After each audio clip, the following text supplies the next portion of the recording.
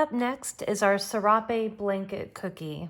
We're going to be using all colors of icing to decorate this cookie. One of the things I want you to be sure to do when you start on this is to leave a little bit of open cookie on either end. We're going to come back later and add a fun detail to that. Starting with one color, make a line from top to bottom. And these do not have to be straight. In fact, it's even better if you make it a little bit squiggly. Now I want you to take a different color and do the same thing on the other end. This is going to be your reminder not to decorate all the way to the end of the cookie. Coming back with my first color, I'm going to pipe a line across the top, come down the bottom, and close it. And then I'm going to work quickly because I want all of these different colors to kind of blend in together. I don't want there to be big lines in between each section. So I fill in this first pink section. I'm going to use my toothpick to get the icing out to all the corners. I'm going to wipe off my toothpick. And then I'm going to come back with another color.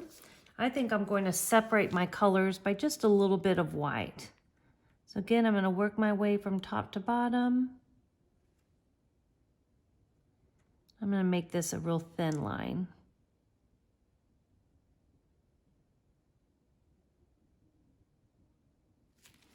And you're just going to continue doing this, alternating colors all the way across your blanket.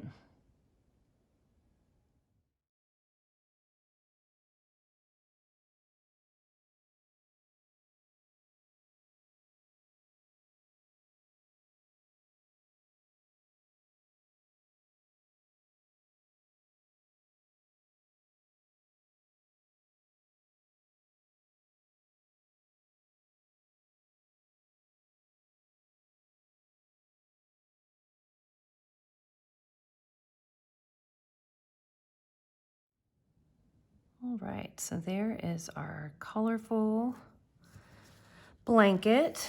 I'm going to carefully pick that up from the side again, give it a good little shake and a tap so that that icing just blends in together a little bit more.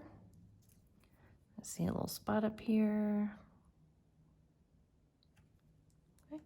And then I want you to take that and put it safely aside so that none of your cookie tools mess up your pretty cookie. We're going to come back to this at the end of the set and add some more detail.